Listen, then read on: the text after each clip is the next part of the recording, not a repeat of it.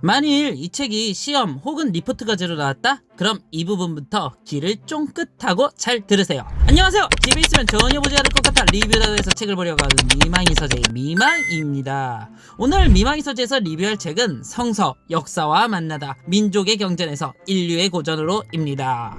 책 편집 디자인은 어떤가요?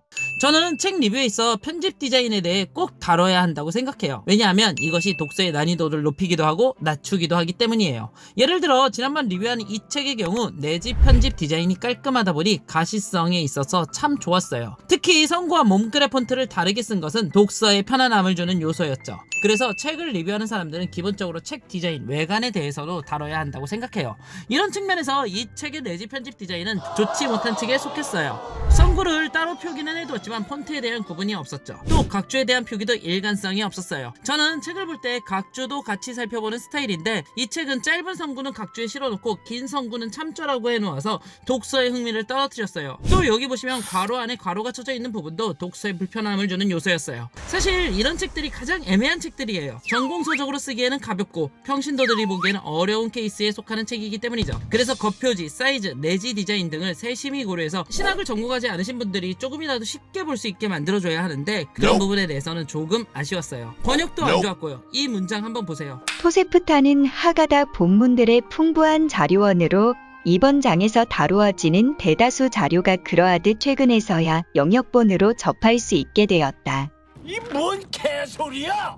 저는 아직도 이 문장이 무슨 의미인지를 잘 모르겠어요. 책이 정말 어렵나요? 네, 어려워요. 우선 책 전체 호흡이 너무 빨라요. 한 가지 예를 들어 볼게요. 19세기 이래 성서학자들은 바울로가 이 문헌을 썼다는 통념에 도전했다. 라는 문장이 있어요. 쉽게 표현해 19세기 학자들은 목회 서신을 바울이 썼을까라는 의문을 가졌다는 내용이에요. 그럼 왜 이 의문을 가졌고 현재의 결론이 무엇인데에 대한 답을 줘야 하는데 바로 그 다음 개념으로 휙휙 넘어간다는 거예요. 마치 선생님들이 시험 보기 전 마지막 수업에서 시험 범위를 1시간 안에 정리해주는 느낌이라고나 해야 할까? 그렇게 생각하시면 될 것 같아요. 그래도 시청자분들을 위해 책 좀 요약해주세요. 그쵸, 어느 구독자분도 이 부분을 짚어주시기도 하셨고 여러분들도 이것 때문에 이 영상을 보시는 것 같은데 자, 겁나 빠르게 책 요약 들어갑니다.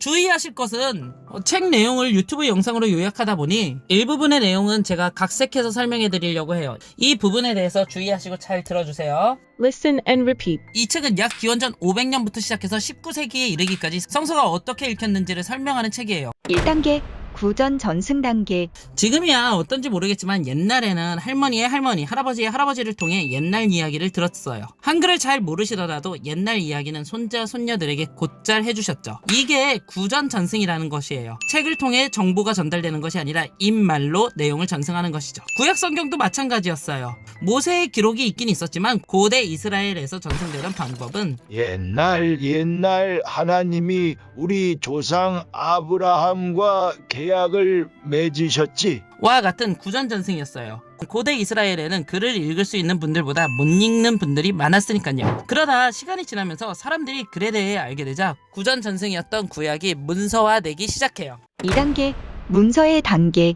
아무래도 정보를 취득하는 데 있어서는 카더라라는 입말 그리고 이런 유튜브와 같은 영상보다는 문서가 더 많은 정보를 담고 있잖아요. 즉 구전 전승에서 문서화가 되었다라는 말은 사람들이 성서에 대해 더 많은 정보를 접할 수 있게 되었다는 것이죠. 그렇게 그리스 시대가 와요. 그때 이스라엘 사람들은 그리스 시대에 맞춰 자신들의 모국어인 이스라엘 언어보다는 그리스어로 성경을 번역하기 시작했어요. 우리도 한글로 된 서적보다는 영어로 된 서적, 정보, 논문이 많은 것처럼 이 사람들도 당시 국제 언어였던 그리스어로 구약 성경을 번역했죠. 이러면서 더욱더 많은 사람들이 구약에 대해서 접하기 시작해요. 굳이 예를 들자면 과거에는 인터넷 카페, 밴드에 접속해서 볼 수 있었던 정보를 이제는 가입 절차 없는 유튜브에서 자유자재로 볼 수 있는 것처럼 구약 성경도 이제 많은 사람들이 쉽게 접할 수 있는 문헌이 되었다는 거죠.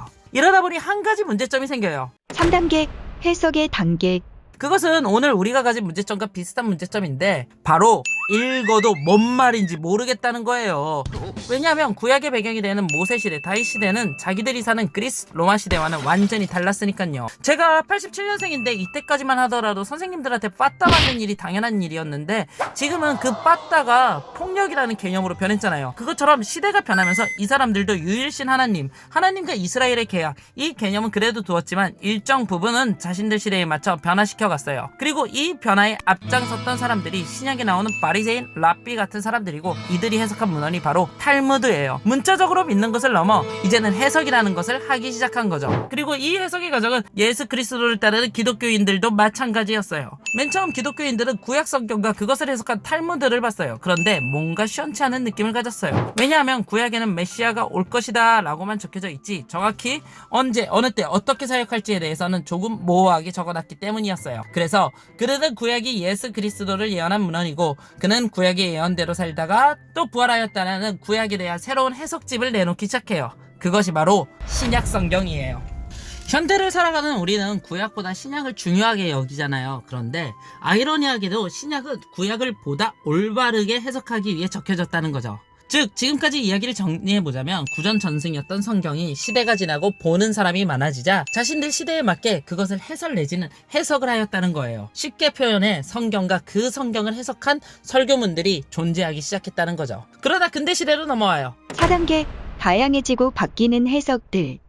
근대가 오자 사람들이 똑똑해지고 인쇄 기술이 늘어나 점점 더 많은 이들이 성경을 보기 시작해요. 무엇보다 그 이전까지는 교황의 성서 해석이 정답이었는데 종교개혁 이후 사람들이 다양한 성서 해석을 하기 시작하면 여러 분파가 생겨나요. 그리고 성경을 보는 방식도 바뀌게 돼요. 아까 제가 언급한 초대 그리고 근대 이전인 중세에는 성경을 보는 방식이 은유나 비유풀이 또 한 구절에 꽂혀서 푸는 방식이었어요. 예를 들어 초대하고 중세교회 사람들의 성경 해석 방식은 이런 느낌이었어요. 착한 사마리아인의 비유가 있어요. 예루살렘에서 다른 곳으로 여행을 가다가 강도를 만나 약탈을 당해 쓰러진 사람을 사마리아인이 돌보아주는 이야기죠. 이것이 전체적인 이야기의 흐름인데 초대 그리고 중세교회 사람들은 한두 구절에 꽂혀서 해석하기 시작했어요. 예를 들어 여행자는 왜 강도를 만났을까? 예루살렘을 떠났기 때문이다. 그렇다면 예루살렘은 어느 곳일까? 예루살렘은 하나님이 계신 곳, 신성한 곳, 교회이다. 즉 교회를 떠나면 강도를 만나 쓰러져 당할 수밖에 없다. 이런 식으로 성경을 해석했다는 거죠. 그런데 인문학적 과학적 사고가 발달한 근대 사람들이 보기에는 지금 이 해석은 너무 말이 안 되는 해석이라는 거였어요.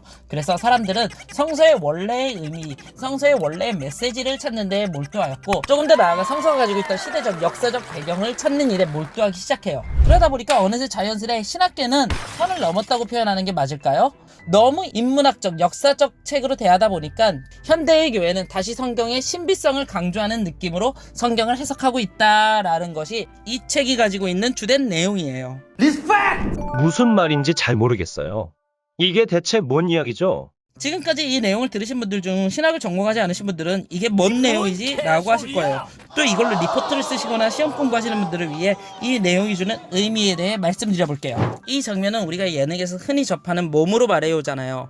여기서 이 연예인들이 전달하는 것이 단순한 사물이 아니라 성경이라 생각하고 또 이 사람들을 각 시대, 고대, 중세, 근대, 현대라고 생각을 해보죠. 그러면 이 책이 우리에게 주는 메시지가 명확해요. 그것은 시대가 흘러감에 따라 성경은 변하지 않더라도 성경을 해석하는 사람들에 따라 내용이 달라질 수 있다는 거예요. 더 직관적으로 이야기하자면 우리가 가진 성경은 진리의 말씀이지만 해석하는 우리는 시대의 영향을 받아 해석하기에 우리의 해석에 주의를 기울여야 한다는 거죠. 이게 이 책이 독자들에게 주려는 메시지예요. 간단하죠? 이런 이야기는 처음 들어봐요.